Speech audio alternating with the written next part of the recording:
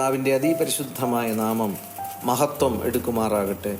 ദൈവവചനത്തിൽ നിന്ന് അല്പമായി നമുക്ക് ചിന്തയ്ക്ക് വേണ്ടി ലൂക്കോസ് എഴുതിയ സുവിശേഷത്തിൻ്റെ 19-ാമത്തെ അധ്യായം അതിൻ്റെ 11-ാം വാക്യം മുതൽ ഉള്ള ഭാഗങ്ങൾ നമുക്ക് വായിക്കാം. കർത്താവ് നമ്മെ സഹായിക്കട്ടെ. അവർ ഇത് കേട്ടുകൊണ്ടിരിക്കുമ്പോൾ അവൻ യെരുശലേമിന് സമീപിച്ചിരിക്കയാലും ദൈവരാജ്യം ക്ഷണത്തിൽ വെളിപ്പെടും എന്നവർക്ക് തോന്നുകയാലും അവനൊരു ഉപമ കൂടെ പറഞ്ഞത് എന്തെന്നാൽ, ഇപ്പോൾ ഇവിടെ വായിക്കുന്നത് കർത്താവും കർത്താവിൻ്റെ ശിഷ്യന്മാരുമായി ചില അത്ഭുതങ്ങൾ ചെയ്ത് യാത്ര മുന്നിലോട്ട് പോകുമ്പോൾ കർത്താവിൻ്റെ വചനങ്ങൾ ശിഷ്യന്മാർ കേട്ടുകൊണ്ടിരിക്കുമ്പോൾ അവരുടെ യാത്ര പുരോഗമിച്ച് യെരുശലേമിലേക്ക് സമീപിച്ചു വന്നപ്പോൾ ദൈവരാജ്യം സമീപിച്ചിരിക്കുന്നു എന്ന് ശിഷ്യന്മാർക്കും തോന്നി.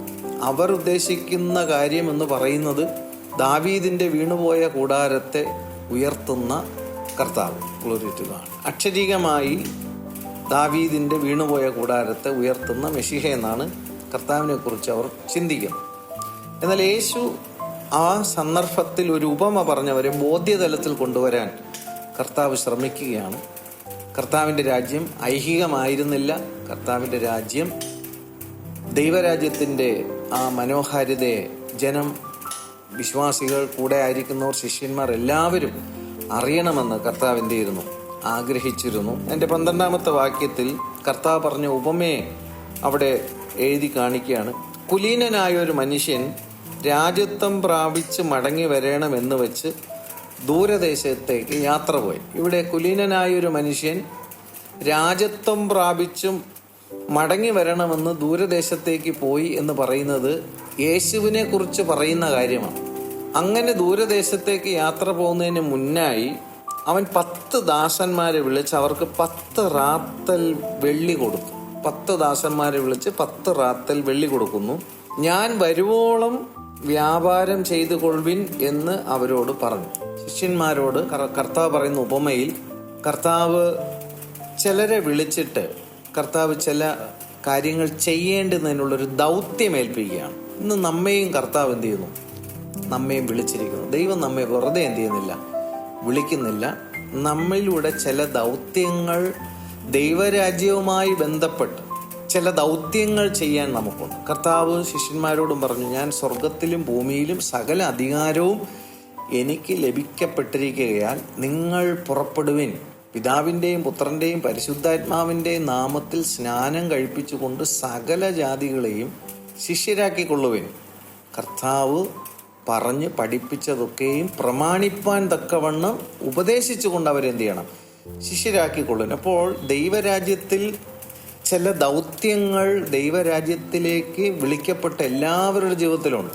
നമ്മളിവിടെ ഈ വചനത്തിന് മുമ്പിലായിരിക്കുന്ന എല്ലാവരുടെ ജീവിതത്തിലും ദൈവം ചില കാര്യങ്ങൾ ചെയ്യുവാൻ, ചില ദൗത്യങ്ങൾ ചെയ്യുവാൻ ദൈവം ഓരോരുത്തർക്കും ദൈവം അവരവരുടെ പ്രാപ്തിക്കൊത്തവണ്ണം ദൈവത്തിൻ്റെ കൃപകളും കൃപാവരങ്ങളും ദൈവിക വെളിപ്പാടും ദൈവിക ജ്ഞാനവും വചനത്തിലെ വിവേചനത്തിൻ്റെ ആത്മാവും അങ്ങനെ കർത്താവിൻ്റെ നാമത്തെ ഉയർത്തുവാനും ദൈവരാജ്യത്തെ പണിയുവാനും ആത്മാക്കൾ നഷ്ടപ്പെട്ടു പോകാതെ നിത്യജീവങ്കിലേക്ക് അവരെ ആദായപ്പെടുത്തുവാൻ തക്കവണ്ണവും ഒരു വലിയ ദൗത്യം കൂടി ഏൽപ്പിക്കുന്ന കാര്യമാണ് ഇവിടെ കർത്താവ് ഉപമയിലൂടെ എന്ത് ചെയ്യുന്നത്?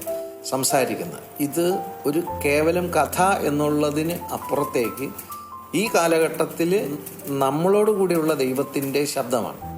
ദൈവം നമുക്കൊരു ആയുസ് തന്നു.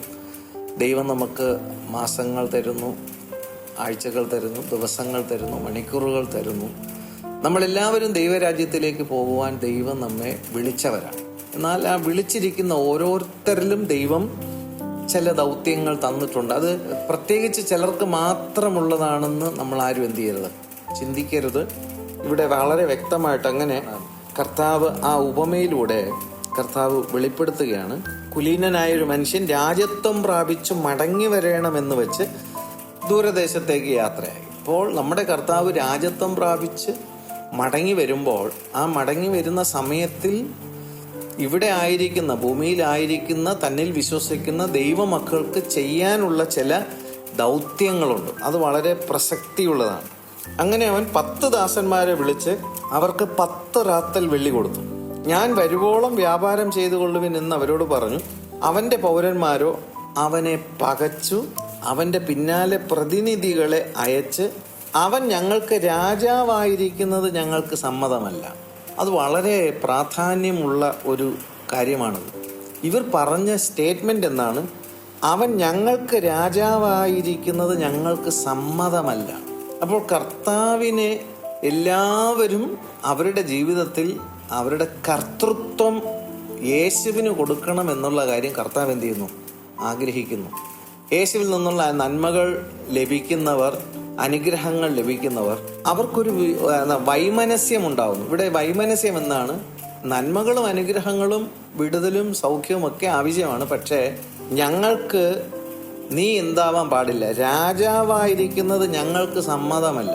കർത്തൃത്വം കർത്താവിന് കൊടുക്കുന്നത് സമ്മതമല്ലാതിരിക്കുന്ന ഒരു കൂട്ടം ആൾക്കാരുടെ അവരുടെ ആ മനസ്സിലിരിക്കുന്ന ആ ഒരു അനുഭവത്തെ കർത്താവ് ബാക്കിയുള്ള തലമുറയിൽ വരുന്നവർക്കും അത് എക്സ്പോസ് ചെയ്ത് കാണിക്കുകയാണ്.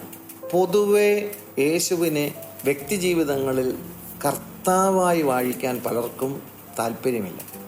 ഇവിടെ അവർക്ക് ഈ കിട്ടിയ താലന്തുകൾ അവരെന്ത് ചെയ്തു? വാങ്ങിച്ചുവെങ്കിലും 14-ാമത്തെ വാക്യത്തിൽ പറയുന്നു, അവന്റെ പൗരന്മാരോ അവനെ പകച്ചു എന്നാണ്.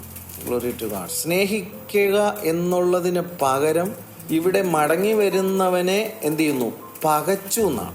പകച്ചതിന് ശേഷം അവരെന്ത് ചെയ്തു? അവന്റെ പിന്നാലെ പ്രതിനിധികളെ അയച്ചു. ഈ പ്രതിനിധികൾ എന്ന് പറയുന്നതിൽ പ്രധാനപ്പെട്ട കാര്യം എന്താണെന്ന് വെച്ച് കഴിഞ്ഞാൽ ഒഴി കഴിവുകളാണ്.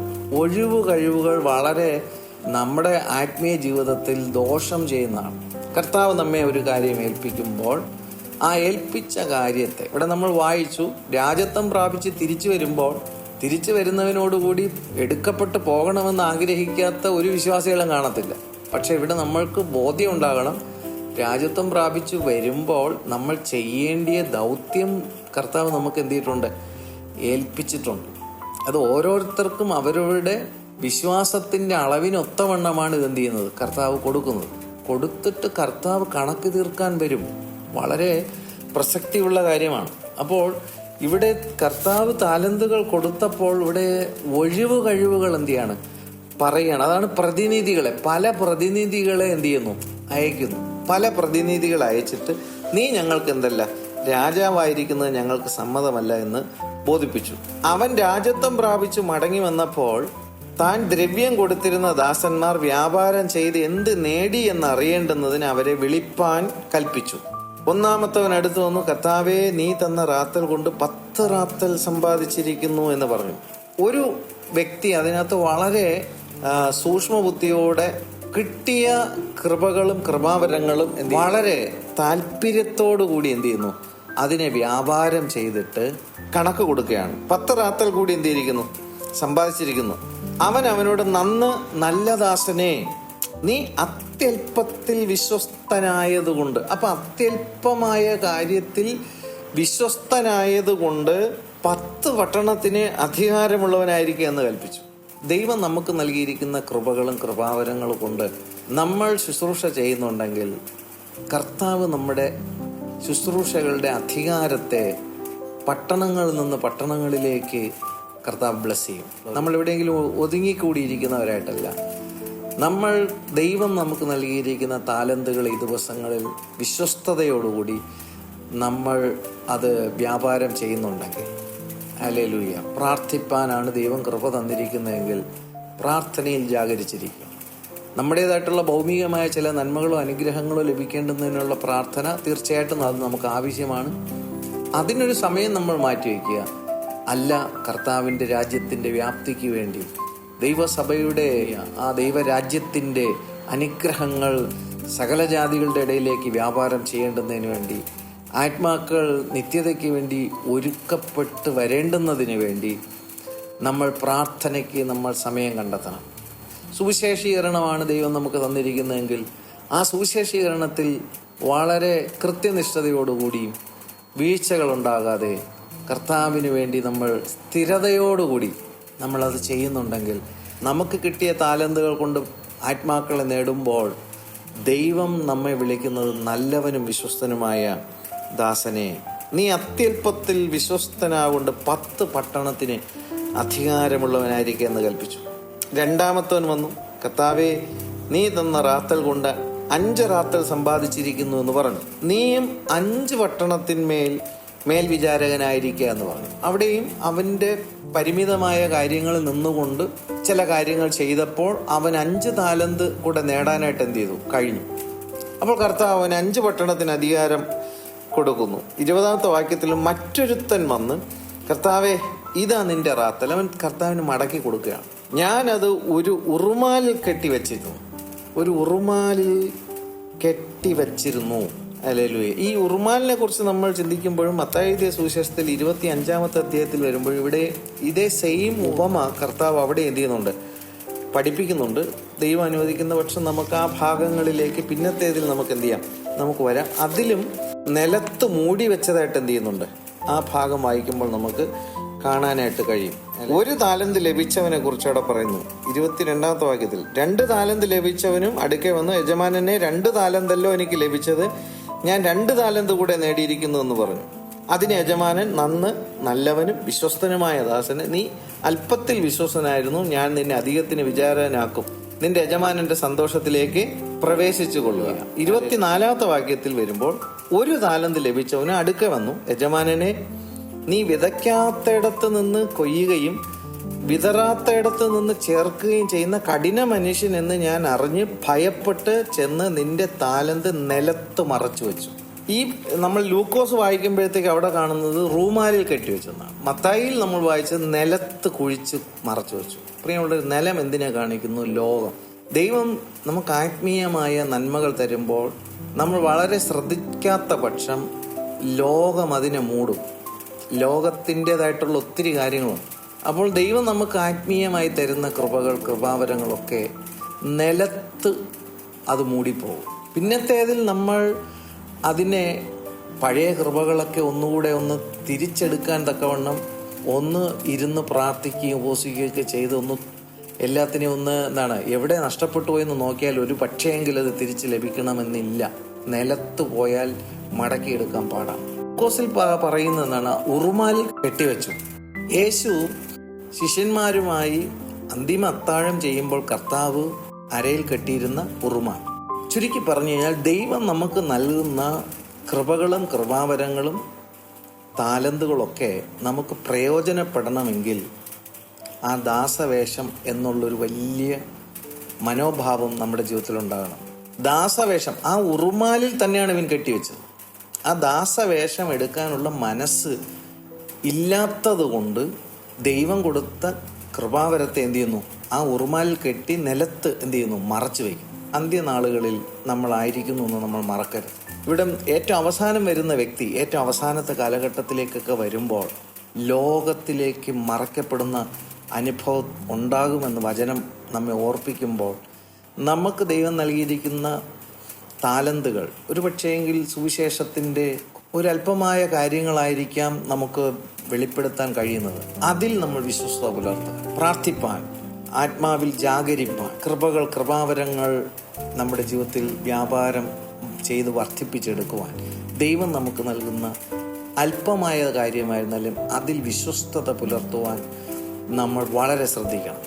ഇവിടെ ഇവർക്ക് പാളിച്ച പറ്റിയതിൻ്റെ കാരണം അവർക്ക് വരാനുള്ളവൻ വരുമ്പോൾ അവനെ ഞങ്ങൾക്ക് രാജാവാക്കി വയ്ക്കാൻ ഞങ്ങൾക്ക് എന്തില്ല? സമ്മതമില്ല. നന്മകൾ ലഭിക്കാൻ ഇഷ്ടമാണ്, അനുഗ്രഹങ്ങൾ ലഭിക്കുന്നതിൽ ഇഷ്ടമാണ്, ഉയർച്ചകൾ ലഭിക്കുന്നത് ഇഷ്ടമാണ്, എല്ലാം ഇഷ്ടമാണ്. പക്ഷേ യേശുവിനെ രാജാവാക്കി വാഴിക്കാൻ ആൾക്കാർക്ക് എന്തല്ല? താല്പര്യമില്ല. അത് 14-ാമത്തെ വാക്യത്തിൽ നമ്മളത് വായിച്ചതാണ്. അവൻ ഞങ്ങൾക്ക് രാജാവായിരിക്കുന്നത് ഞങ്ങൾക്ക് സമ്മതമല്ല. ഇവിടെ 1 താലന്ത് ലഭിച്ചവൻ അവസാനം എന്താ അവിടെ വായിക്കുന്നത്? മത്തായിയുടെ സുവിശേഷത്തിന്റെ 25-ാമത്തെ അധ്യായത്തിൽ 24-ാമത്തെ വാക്യത്തിലാണ് നമ്മളിവിടെ വായിച്ചത്. 1 താലന്ത് ലഭിച്ചവനും അടുക്കൽ വന്ന്, യജമാനനെ, നീ വിതയ്ക്കാത്തയിടത്ത് നിന്ന് കൊയ്യുകയും വിതറാത്തയിടത്ത് നിന്ന് ചേർക്കുകയും ചെയ്യുന്ന കഠിന മനുഷ്യനെന്ന് ഞാൻ അറിയുന്നു. അങ്ങനെ ഞാൻ ഭയപ്പെട്ട് ചെന്ന് നിന്റെ താലന്ത് നിലത്ത് മറച്ചു വച്ചു, നിന്റെ ദിത എടുത്തുകൊള്ളുക എന്ന് പറഞ്ഞു. അപ്പോൾ അവിടെ നമ്മൾ ചിന്തിക്കുന്ന ഒരു കാര്യം, കർത്താവിനെ കുറിച്ച് പറയുന്ന 2 കാര്യങ്ങളാണ്. യജമാനനെ നീ വിതയ്ക്കാത്തയിടത്ത് നിന്ന് കൊയ്യുകയും വിതറാത്തയിടത്ത് നിന്ന് ചേർക്കുകയും ചെയ്യുന്ന കഠിന മനുഷ്യൻ. ഇതേ കാര്യം തന്നെ ലൂക്കോസ് എഴുതിയ സുവിശേഷത്തിന്റെ 19-ാമത്തെ അധ്യായത്തിൽ വരുമ്പോഴും അവിടെയും എന്ത് ചെയ്യുന്നു? ഇതേ കാര്യം എന്ത് ചെയ്യുന്നുണ്ട്? ആവർത്തിച്ച് പറയുന്നുണ്ട്. അപ്പോൾ എന്തുകൊണ്ടാണ് ഇവിടെ ഇങ്ങനെ പറയുന്നതെന്ന് ചോദിച്ചു കഴിഞ്ഞാൽ, ഈ വിതയ്ക്കാത്തയിടത്ത് നിന്ന് കൊയ്യുകയും വിതറാത്തയിടത്ത് നിന്ന് ചേർക്കുകയും ചെയ്യും എന്ന് പറയുന്നതിന്റെ അർത്ഥം എന്താ? ഈ ഒന്നും കിട്ടിയവൻ അതിനെ കൊണ്ട് നിലത്ത് മൂടി വെച്ചിട്ട് അവൻ പറയുന്ന കാര്യമാണ്, കർത്താവിന് എല്ലാ അധികാരവും ഉള്ളതുകൊണ്ട് നമ്മളാരും വിതച്ചില്ലെങ്കിലും കർത്താവ് എന്ത് ചെയ്യും? കർത്താവിൻ്റെ പദ്ധതിക്കകത്തുള്ളവരെ കർത്താവ് തക്ക സമയത്തിൽ എന്ത് ചെയ്തോളും? കൊയ്തോളും. നമ്മളിനിയിപ്പം വിത്ത് വിതച്ചില്ലെങ്കിലും നിത്യതയ്ക്ക് വേണ്ടി ഒരുക്കപ്പെടാനുള്ളവരെ കർത്താവ് എന്ത് ചെയ്തിട്ടുണ്ട്? മുമ്പേ കണ്ടിട്ടുണ്ട്. ആ കണ്ടിട്ടുള്ളവരെ കർത്താവ് എന്ത് ചെയ്തോളും? കൂട്ടിക്കോളും.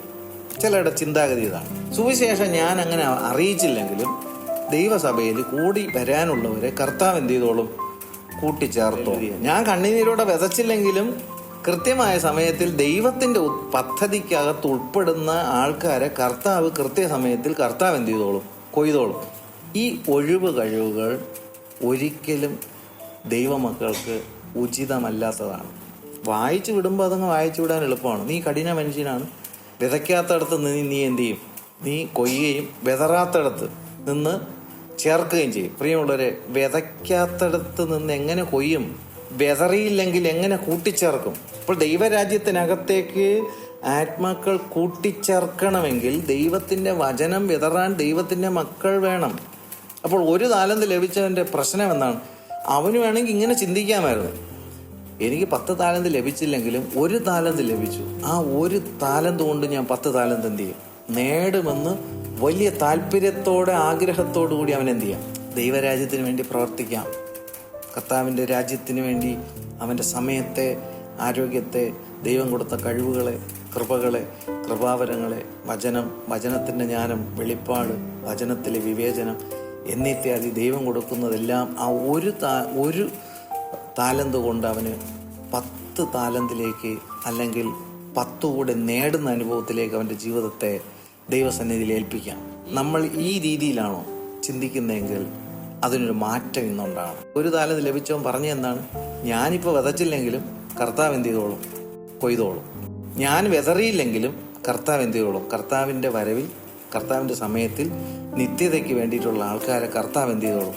കൂട്ടിച്ചേർത്തോളും. ഇത് വളരെ നെഗറ്റീവായിട്ടുള്ള ഒരു ചിന്താഗതിയാണ്. എല്ലാവർക്കും ദൈവികമായ ശുശ്രൂഷകളിൽ പാർട്ടിസിപ്പേഷൻ ദൈവം തന്നിട്ടുണ്ട്.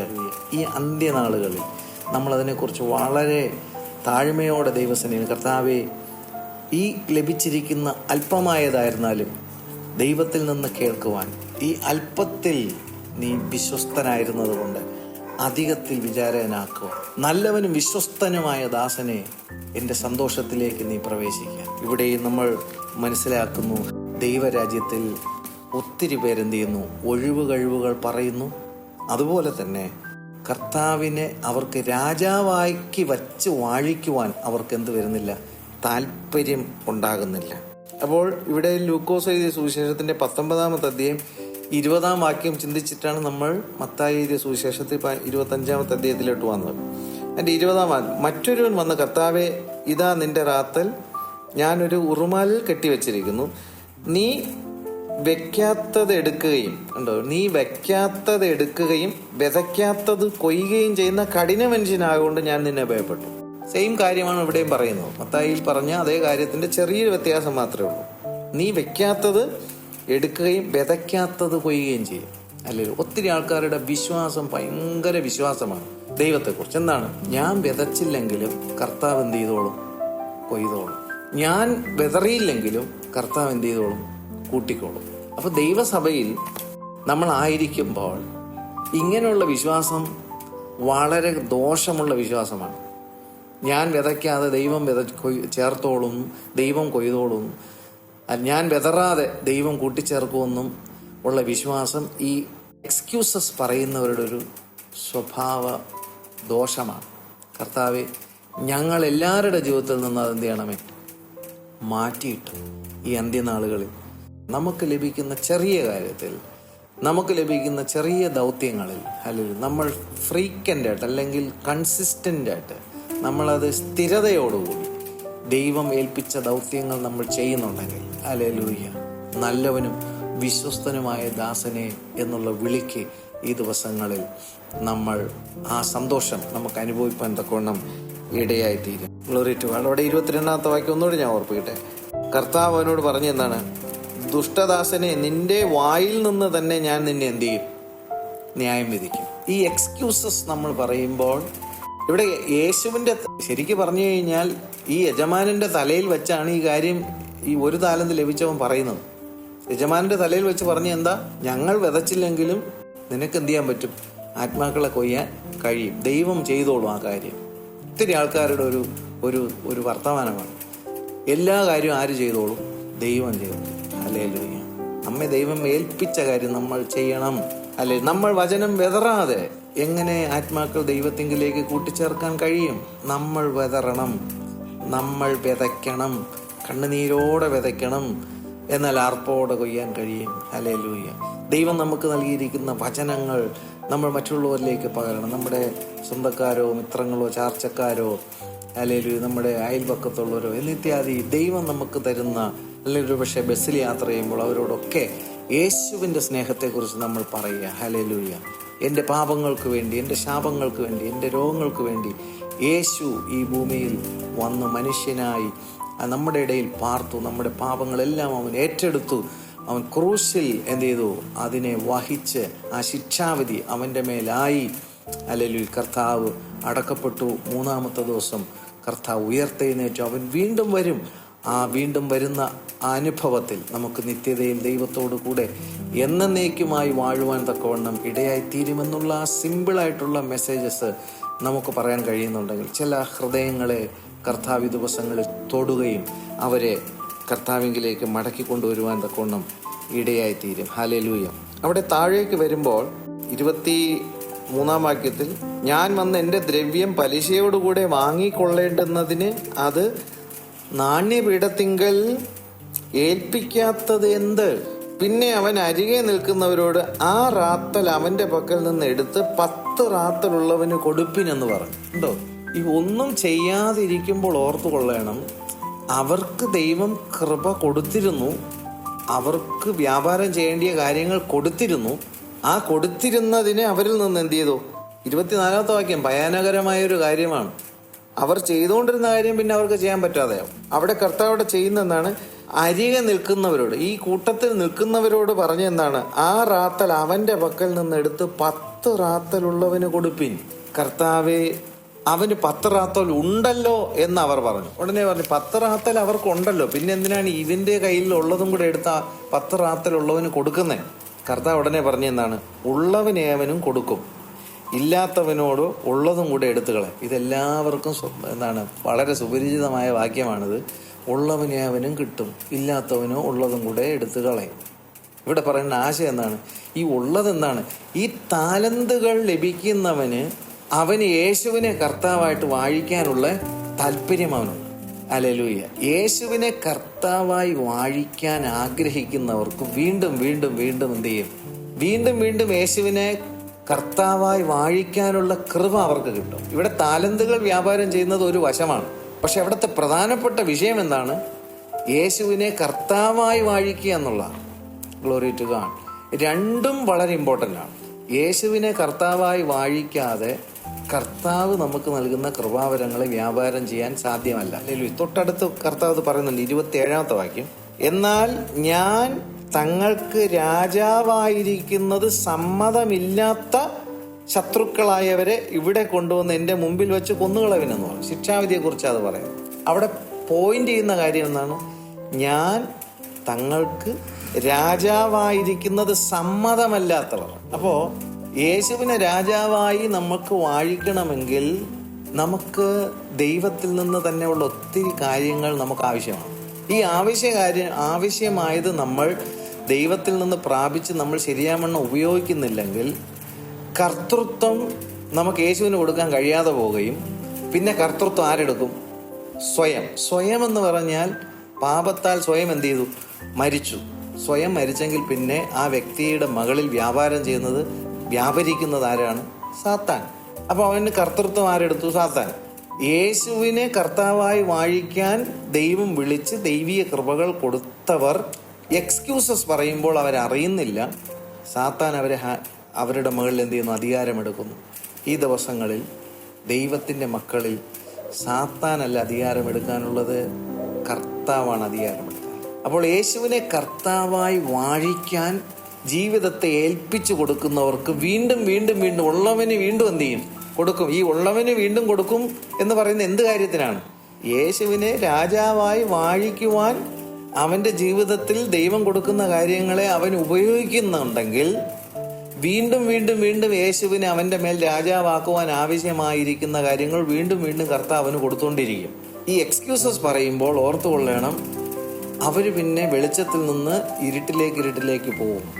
ഈ ദിവസങ്ങളിൽ നമ്മൾ ദൈവത്തിൻ്റെ കൃപകൾ വ്യാപാരം ചെയ്യുന്ന കൂട്ടത്തിൽ നല്ലവനും വിശ്വസ്തനുമായ ദാസിയെ എന്നുള്ള വിളിക്ക് ഒത്തിരി ആൾക്കാർ യേശുവിൻ്റെ പുറകെ പോകുന്നത് കേവലം നശിച്ചു പോകുന്ന ചില ഭൗമികമായ നന്മകളും അനുഗ്രഹങ്ങളും അവർക്കുണ്ടാകണം. അല്ലെങ്കിൽ അപ്രകാരം ശുശ്രൂഷ ചെയ്യുന്ന ശുശ്രൂഷക്കാരിൽ നിന്ന് ഇവർക്ക് എന്തൊക്കെയോ ലഭിച്ചിട്ട് മടങ്ങിപ്പോകണമെന്നുള്ള ആഗ്രഹമാണ്. പ്രിയമുള്ളവരെ, നമ്മളെ ദൈവം അങ്ങനെയല്ല വിളിച്ചിരിക്കുന്നത്. തൻ്റെ ആത്മാവിനെ ദൈവം ഓരോരുത്തർക്കും പകുത്തു തന്നിട്ടുണ്ട്. കൃപകൾ ദൈവം ഓരോരുത്തർക്കും പകുത്തു നൽകിയിട്ടുണ്ട്. കൃപാവരങ്ങൾ ഓരോരുത്തർക്കും പകുത്തു നൽകിയിട്ടുണ്ട്. ദൈവിക വെളിച്ചം ദൈവം നമ്മുടെ ഹൃദയത്തിൽ ദൈവം പകർന്നു നൽകും. അങ്ങനെ ദൈവപ്രകാശം ലഭിച്ചിരിക്കുന്നവരോട് പിശാചിന് പോരാട്ടമുണ്ട്.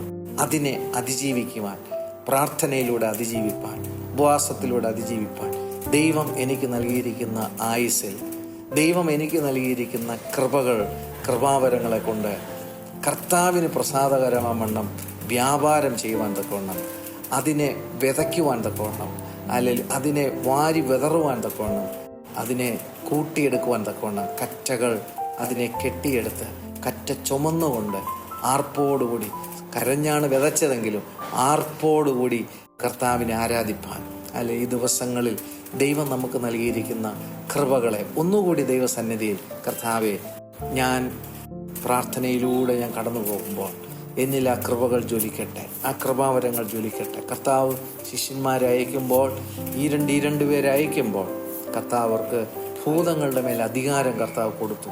കർത്താവ് അന്ന് കൊടുത്തെങ്കിൽ ഇന്നും കർത്താവ് അത് തരും. രോഗികളുടെ മേൽ കൈവയ്ക്കുമ്പോൾ അവർക്ക് ആ രോഗാത്മാക്കളെ ശാസിക്കാനുള്ള അധികാരം ദൈവം കൊടുത്തു. സൗഖ്യമാകേണ്ടെന്നുള്ള ശക്തി അവരുടെ മേൽ കർത്താവ് കൊടുത്തു. ദൈവരാജ്യം പണിയുവാനുള്ള അധികാരത്തെ കർത്താവിന് കൊടുക്കുന്നു. അന്ധകാരത്തിൽ നിന്ന് അത്ഭുത പ്രകാശത്തിലേക്ക് ജനത്തെ വിളിച്ചെടുക്കുവാനുള്ള ശക്തി കൊടുക്കുന്നു. ഇങ്ങനെയുള്ള കാര്യങ്ങളൊന്നും ദൈവമക്കൾക്ക് ലഭിച്ചിട്ടില്ല എന്ന് വാദിക്കുന്ന പിശാചുക്കളെ ആദ്യം എന്ത് ചെയ്യണം? ശാസിക്കണം. കർത്താവ് എന്നെ ചില ദൗത്യങ്ങൾ എന്ത് ചെയ്തിട്ടുണ്ട്? ഏൽപ്പിച്ചിട്ടുണ്ട്. ഹല്ലേലൂയ. നല്ലവനും വിശ്വസ്തനുമായ ദാസനെ എന്നുള്ള വിളിക്ക്, നല്ല ഗൃഹവിചാരകന്മാരായിരിക്കാൻ നമ്മെക്കുറിച്ച് കർത്താവ് എന്ത് ചെയ്യുന്നു? ആഗ്രഹിക്കുന്നു. ഹല്ലേലൂയ. എൻ്റെ 16-ാമത്തെ അധ്യായം, ലൂക്കോസിൻ്റെ 16-ാമത്തെ അധ്യായത്തിൽ അവിടെ വായിക്കുന്ന 1-ാമത്തെ വാക്യം മുതൽ, പിന്നെ അവൻ ശിഷ്യന്മാരോട് പറഞ്ഞത്, ധനവാനായ ഒരു മനുഷ്യന് ഒരു കാര്യവിചാരകനുണ്ടായിരുന്നു. അവൻ അവൻ്റെ വസ്തുവക നാനാവിധമാക്കുന്നു എന്ന് ചിലർ അവനെ കുറ്റം പറഞ്ഞു. ഇവിടെ ഒരു കാര്യവിചാരകനെ കുറിച്ച് പറയുകയാണ്. പ്രിയമുള്ളവരെ, നമ്മൾ ഭയപ്പെടും. നമ്മെ ഓരോരുത്തരെയും കുറിച്ച് കർത്താവ് ചില കാര്യങ്ങൾ തന്നിട്ട് അതിൻ്റെ ഉത്തരവാദിത്വം നമ്മൾ എങ്ങനെ ചെയ്യുന്നു എന്ന് കർത്താവ് വീക്ഷിക്കുന്നു. ആ കാര്യത്തിലെ കാര്യവിചാരകത്വം നമ്മൾ എങ്ങനെയാണ് അത് കൈകാര്യം ചെയ്യുന്നത്? ഇവിടെ വായിക്കുന്ന ശ്രദ്ധിക്കുക. പിന്നെ അവൻ ശിഷ്യന്മാരോട് പറഞ്ഞത്, ധനവാനായ ഒരു മനുഷ്യന്. ഇവിടെ ധനവാനായ ഒരു മനുഷ്യൻ എന്ന് പറയുന്നത് കർത്താവിനെ കുറിച്ചാണ്. അവനൊരു കാര്യവിചാരകൻ ഉണ്ടായിരുന്നു. ഈ കാര്യവിചാരകൻ എന്ന് പറയുന്നത് നമ്മെ ഓരോരുത്തരും അതിന് പങ്കാളികളാണ്. ആ കാര്യവിചാരൻ എന്താ? അവൻ്റെ വസ്തുവക നാനാവിധമാക്കുന്നു എന്ന് ചിലർ അവനോട് കുറ്റം പറഞ്ഞു. പ്രാർത്ഥനകൾ ഉപേക്ഷിക്കുമ്പോൾ, ദൈവവചന ധ്യാനം ഉപേക്ഷിക്കുമ്പോൾ, ദൈവം ഏൽപ്പിക്കുന്ന ദൗത്യങ്ങൾ ഉപേക്ഷിക്കുമ്പോൾ, അല്ലെങ്കിൽ സുവിശേഷീകരണ ദൗത്യം ഉപേക്ഷിക്കുമ്പോൾ, ഇങ്ങനെ ഒത്തിരി കാര്യങ്ങൾ നമ്മൾ ഉപേക്ഷിക്കുമ്പോൾ ഓർത്തുകൊള്ളണം, ദൈവം നമുക്ക് നൽകിയ ദൈവീയമായ കൃപകളെ നമ്മൾ എന്ത് ചെയ്യുന്നു? നാനാവിധമാക്കുകയാണ്. നമ്മൾ എന്ത് കാര്യത്തിലാണ് വിശ്വസ്തത പുലർത്തുന്നത്? അല്ലെങ്കിൽ ഈ ദിവസങ്ങൾ നമ്മൾ നമ്മളെ തന്നെ ശോധന ചെയ്യണം. കർത്താവ് നമുക്ക് പരിശുദ്ധാത്മാവിനെ തന്നില്ലയോ? വചനത്തെ തന്നില്ലയോ? രക്ഷ നമുക്ക് തന്നില്ലയോ? കർത്താവ് നമ്മെ നീതീകരിച്ചില്ലയോ? ഇതെല്ലാം ദൈവം നമുക്ക് നൽകുമ്പോൾ ദൈവികമായ കാര്യങ്ങളിൽ ഒരു ഗ്രഹവിചാരകത്വം, ദൈവത്തിൻ്റെ ഗ്രഹത്തിലെ വിചാരകത്വമുള്ളവരായിരിക്കാൻ ദൈവം നമ്മെക്കുറിച്ച് എന്ത് ചെയ്യുന്നു? ആഗ്രഹിക്കുന്നു. ഓരോരുത്തർക്കും അവരവരുടേതായിട്ടുള്ള ദൗത്യങ്ങളുണ്ട്. ക്രിസ്തു നമുക്ക് തലയാണ്. Glory to God. അല്ലെ, അപ്പോസ്തലന്മാർ എന്ന അടിസ്ഥാനത്തിന്മേൽ ദൈവത്തിൻ്റെ സഭ പണിയപ്പെടുന്നു. അപ്പോസ്തലിക കാലഘട്ടത്തിൽ ഒത്തിരി പേർ രക്തസാക്ഷികളായി. ക്രിസ്തു എന്ന തലയിൽ നിന്ന് ശരീരത്തിലേക്ക്, അല്ലെങ്കിൽ ഈ സന്ധിമജ്ജകളിലേക്ക് ആ ദൈവപ്രവൃത്തികൾ വെളിപ്പെടുമ്പോൾ ഈ ഒരു ശരീരത്തിന് പ്രധാനമെന്ന് പറയുന്ന നട്ടലെന്ന പോലെ വിശ്വാസത്തിൻ്റെ ധീരന്മാരായ രക്തസാക്ഷിത്വം വഹിച്ചവരൊക്കെ സഭയുടെ നട്ടലുകളാണ്. അന്നത്തെ കാലഘട്ടത്തിൽ ആദിമ നൂറ്റാണ്ടിൽ കർത്താവിന് വേണ്ടി രക്തസാക്ഷിത്വം വഹിച്ചവരൊക്കെ അതിൻ്റെ ആ ബലത്തിലാണ് ഈ 2000 വർഷമായിട്ട് ഈ സഭ എന്ത് ചെയ്യുന്നത്? മുന്നിലോട്ട് പോകുന്നത്. എന്നാൽ ആ ശരീരത്തിൽ വിവിധ അവയവങ്ങളുള്ളതുപോലെ നമ്മെ എല്ലാവരെയും ദൈവം കർത്താവിൻ്റെ സഭയിലെ വിവിധ അവയവങ്ങളാക്കി വെച്ചിരുന്നു. ഈ കാര്യത്തെക്കുറിച്ച് നമുക്ക് ബോധ്യം ഉണ്ടാകണം. കഴിഞ്ഞ കാലങ്ങളിൽ ഞാൻ അങ്ങനെ ചെയ്തിരുന്നു, കഴിഞ്ഞ കാലങ്ങളിൽ ഞാൻ ഇങ്ങനെ ചെയ്തിരുന്നു, ഒത്തിരി കാര്യങ്ങൾ കർത്താവിന് വേണ്ടി പ്രയത്നിച്ചു, പ്രവർത്തിച്ചു.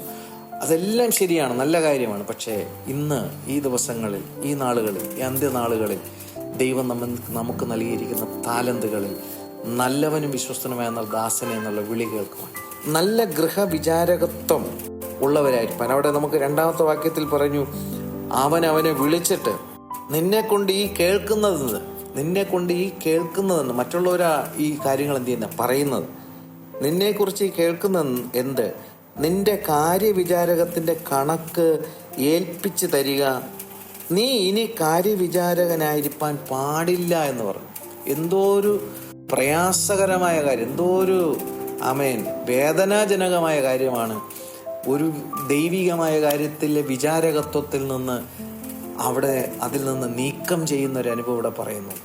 വിശ്വസ്തത പുലർത്താൻ കഴിയുന്നില്ലെങ്കിൽ അതിൽ നിന്ന് നീക്കം ചെയ്യുകയാണ്. ഹല്ലേലൂയ.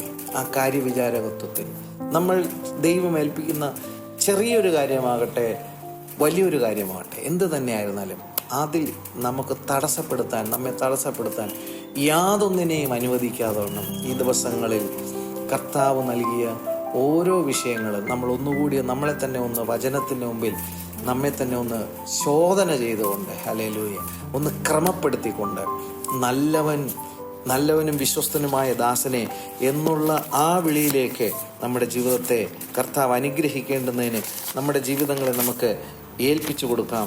ഒരു വാക്യം കൂടി നമുക്ക് വേഗത്തിൽ നമുക്ക് വായിച്ചിട്ട് പ്രാർത്ഥിച്ച് അവസാനിപ്പിക്കാം. മത്തായി എഴുതിയ സുവിശേഷം 24-ാമത്തെ അധ്യായത്തിൽ അതിൻ്റെ 44-ാമത്തെ വാക്യം മുതൽ, അങ്ങനെ നിങ്ങൾ നനയ്ക്കാത്ത നാഴിയിൽ മനുഷ്യപുത്രൻ വരുന്നത് കൊണ്ട് നിങ്ങളും ഒരുങ്ങിയിരിപ്പിൻ.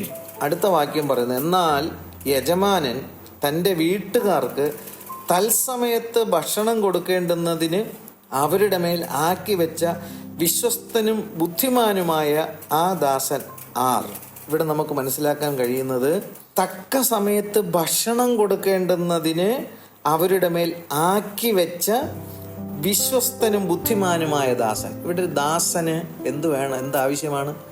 വിശ്വസ്തനും ബുദ്ധിമാനും. ഈ 2 കാര്യങ്ങൾ എന്താണ് ചെയ്യുക? തക്ക സമയത്ത് ഭക്ഷണം കൊടുക്കും. ഇവിടെ പറയുന്ന ഭക്ഷണം എന്താണ്? നശിച്ചു പോകുന്ന ഭക്ഷണമല്ല, ആത്മീയ ഭക്ഷണം. എപ്പോഴാണ് ഇതിൻ്റെ ആവശ്യകത ഇരിക്കുന്നത്? കർത്താവ് എന്ത് ചെയ്യും? മനുഷ്യപുത്രൻ നിങ്ങൾ നനയ്ക്കാത്ത നാഴികയിൽ വരുമ്പോൾ ആ കാര്യത്തെ തിരിച്ചറിഞ്ഞുകൊണ്ട് കർത്താവിൻ്റെ വരവിൽ എടുക്കപ്പെടേണ്ടുന്നതിന് തക്ക സമയത്തിൽ അവർക്ക് ആവശ്യമായിരിക്കുന്ന ആത്മീയ മന്ന കൊടുക്കുന്നവരാണ് ബുദ്ധിയുള്ളവരെന്ന് ഇവിടെ വചനം പറയുന്നു. ബുദ്ധിയുള്ളവരെന്ന് മാത്രമല്ല, വിശ്വസ്തനും ബുദ്ധിമാനുമായ ദാസൻ, അവൻ ദാസനും കൂടെ. അവർക്ക് കർത്താവ് കൊടുത്തിരിക്കുന്ന കൃപകൾ കൊണ്ട് തക്ക സമയത്തിൽ കർത്താവിൻ്റെ വരവിൽ എടുക്കപ്പെടേണ്ടുന്നതിന് ആവശ്യമായ ആത്മീയമായ മന്ന കൊടുക്കും. ഈ ദിവസങ്ങളിൽ കർത്താവെ, ഞങ്ങളതിന് സഹായിക്കണമേ. ആ മന്ന കൊടുക്കാത്ത പക്ഷം കർത്താവിൻ്റെ വരവിൽ എടുക്കപ്പെടത്തില്ല. ദൈവസന്നിധിയിൽ നമ്മളായിരിക്കുമ്പോൾ, കർത്താവെ, ഞങ്ങൾ ഈ ദിവസങ്ങൾ ഒന്നുകൂടി ആത്മീയമായിട്ടൊന്ന് ഉണരുവാൻ, ആ ശുഷ്കാന്തി ഞങ്ങൾക്കുണ്ടാകുവാൻ, ആ തീഷ്ണത ഞങ്ങൾക്കുണ്ടാകുവാൻ, കർത്താവിൻ്റെ പ്രയത്നഫലം വ്യർത്ഥമല്ലെന്ന് തിരിച്ചറിഞ്ഞുകൊണ്ട് കർത്താവിൻ്റെ വേലയിൽ വർദ്ധിച്ചു വരുവാൻ. നമ്മൾ ഒരുമിച്ച് കൂടി ഒരു സഭയിൽ കൂടി നമ്മൾ പാട്ടുപാടി ആരാധിക്കുന്നു, പ്രാർത്ഥിക്കുന്നു, വിടുതൽ പ്രാപിക്കുന്നു, മടങ്ങിപ്പോകുന്നു. വീണ്ടും നമ്മൾ വരുന്നു, വീണ്ടും അതേ കാര്യം ആവർത്തിക്കുന്നു, മടങ്ങിപ്പോകുന്നു. അതിനപ്പുറത്തേക്ക് ആത്മാക്കൾ ദൈവസന്നിധിയിലേക്ക് കൂട്ടിച്ചേർക്കുവാൻ ഈ ദിവസങ്ങളിൽ നല്ലവനും വിശ്വസ്തനും എന്നുള്ള ദാസി എന്നുള്ള വിളിക്ക് പാത്രമായി തീരുവാൻ, കർത്താവിൻ്റെ കൃപകൾക്ക് വേണ്ടി, കൃപാവരങ്ങൾക്ക് വേണ്ടി, അത് വ്യാപാരം ചെയ്യുവാനുള്ള ഹല്ലേലൂയ ആത്മീയമായ ആ അധികാരങ്ങൾക്ക് വേണ്ടി കർത്താവിൻ്റെ സന്നിധിയിൽ നമുക്ക് താണിരുന്ന് പ്രാർത്ഥിക്കാം. കർത്താവ് ദിവസങ്ങളിൽ എല്ലാവരെയും അതിനായിട്ട് സജ്ജമാക്കട്ടെ. കൊയ്ത്ത് വളരെയുണ്ട്, വേലക്കാരോ ചുരുക്കം. തിരുസന്നിധിയിൽ നമ്മളായിരിക്കുമ്പോൾ അടിയനെ സമർപ്പിക്കുന്നുവെന്ന് നമ്മൾ ഏൽപ്പിച്ചു കൊടുക്കുന്നുണ്ടെങ്കിൽ നാം ചോദിക്കുന്നതിലും നനയ്ക്കുന്നതിലും ഒക്കെ അത്യന്തപരമായി ചെയ്യുവാൻ നമ്മിൽ വ്യാപരിക്കുന്ന ദൈവശക്തിയാൽ കഴിയുന്നവന് നമുക്ക് മഹത്വപ്പെടുത്തുവാനും, 5 താലന്ത് ലഭിച്ചവൻ 5 കൂടെ നേടും, 2 താലന്ത് ലഭിച്ചവൻ 2 കൂടെ നേടും. 1 താലന്തേ ലഭിച്ചുള്ളൂ എന്നോർത്ത് വിഷമിക്കേണ്ട ആവശ്യമില്ല.